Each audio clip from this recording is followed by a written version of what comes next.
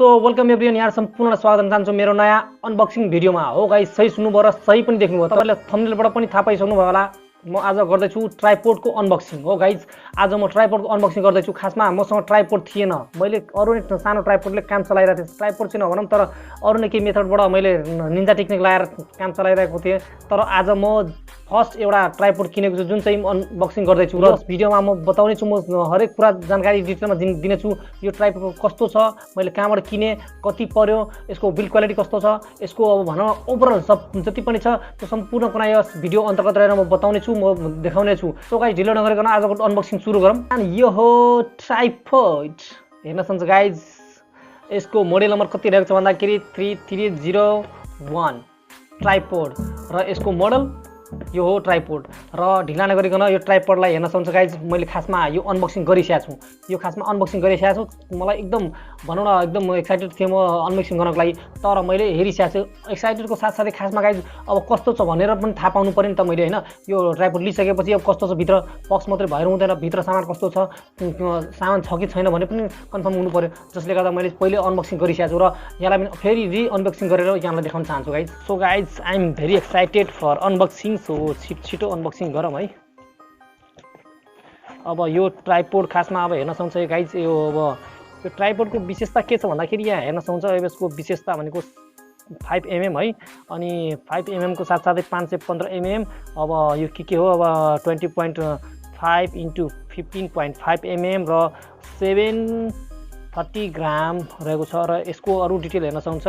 यो ट्राइपोडको अब भनौँ न tripod 330A 3-way head build in level 3 second aluminium layer quality level अरू के छ। अब यो कुरा छोडौँ, यो बाँकी कुरा म देखाउँछु। टन ल गाइज, हेर्न छ यो कार्टुनभित्र रहेको छ एउटा बक्स जस्तो हेर्न सक्नुहुन्छ।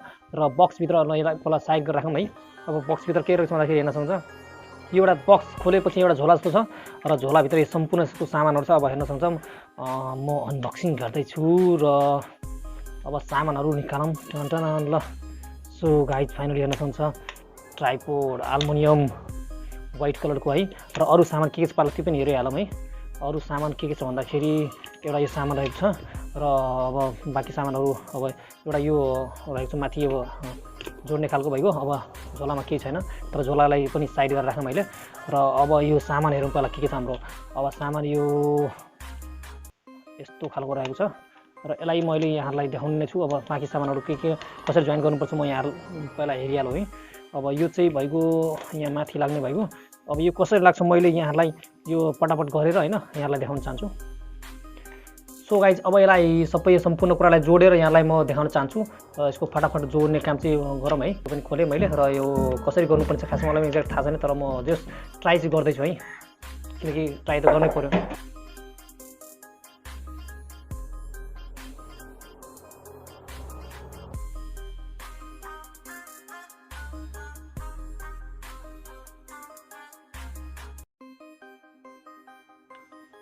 सो फाइनली अब हेर्न सक्नुहुन्छ यो कनेक्ट भइसक्यो सम्पूर्ण। यसको कामहरू म लगभग मेरो भन्नाले सबै नै सकिनै सक्यो है।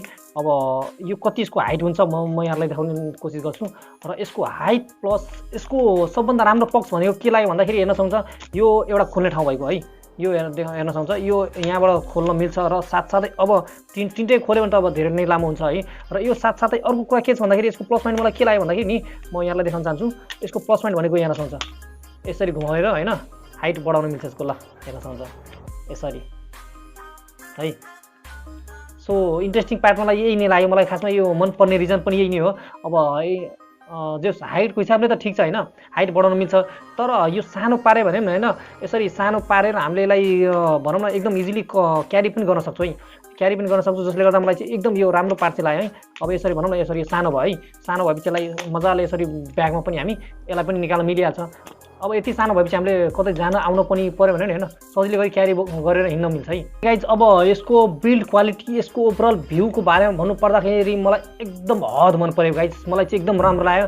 र यसको स्पेसल पार्टहरू मैले भनि नै हालेँ, यो अब माथिबाट सार्न मिल्छ है। र यसको यहाँबाट डबल खोल्न मिल्छ, यहाँ हेर्न सक्नुहुन्छ 1 अनि यहाँबाट 2 यसरी गाइज हामीले यसरी खोल्न सक्छौँ यसलाई हैन र यसले साइजको हिसाबले मैले साइज पनि नापिसकेको छु जो हामीले अब भिडियो सुट गर्दाखेरि हैन जस्तै मैले युट्युब भिडियो बनाउनको लागि पनि पर्फेक्ट ठाउँ बस्छ है पर्फेक्टली छ मैले सबै कुरा हेरिसकेँ यसको हैन सबै कुरा राम्रो लाग्यो र अब गाइज भन्नुपर्दा मैले कहाँबाट किने र कुन साइटबाट किने खासमा मैले अनलाइन सपिङबाट किनेको गाइज र अनलाइन सपिङ कुन साइटबाट किने यहाँलाई म भन्न चाहन्छु इजीकार्ट नेपालबाट मैले किनेको easykart.com.np बाट किनेको गाइज र जस यो साइटबाट मैले जस्तो मैले फोटोमा देखाएको थिएँ खासमा भन्नुपर्दाखेरि गाइज हामीले अब अनलाइनबाट किन्दाखेरि के हुन्छ भन्दाखेरि अनलाइनमा एक थरी हुन्छ र हामीले पाएको सामान अर्को थरी हुन्छ तर इजीकार्ट नेपालबाट मैले जुन सामान किनेको छु गाइज यो इजीकार्ट एकदम राम्रो साइट मलाई लाग्यो पर्सनली भन्ने हो भने मलाई चाहिँ एकदम राम्रो साइट लाग्यो जसले गर्दा मैले चाहिँ यहाँलाई भन्न चाहे र इजीकार्ट यहाँबाट डिस्क्रिप्सन बक्समा पनि हालिदिन्छु गाइज easykart.com.np को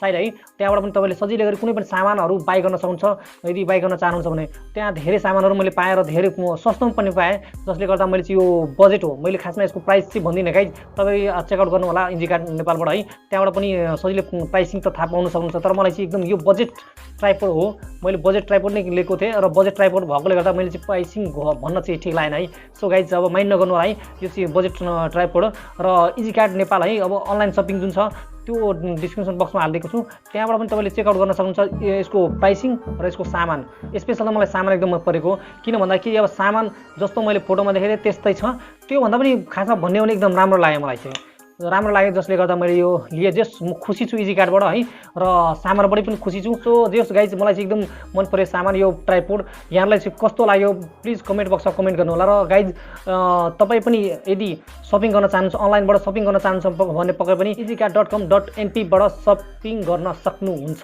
जस एकदम सस्तो र राम्रो पनि लाग्यो मलाई फोटोमा जस्तो देखिन्थ्यो त्यस्तै लाइभमा पनि मैले पाएँ जस मलाई चाहिँ एकदम खुसी लाग्यो र गाइज यो भिडियो आजको लागि यति नै आशा गर्छु गाइज यो भिडियो मन परेको छ यदि मन परेको छ भने पक्कै पनि यो भिडियोलाई लाइक गर्नुको साथसाथै यस च्यानल सब्स्क्राइब गर्न नभुल्नु आजको लागि यति नै नेक्स्ट भिडियोमा भेट हुने रहेछ तबसम्मको लागि take care stay home stay safe जय नेपाल।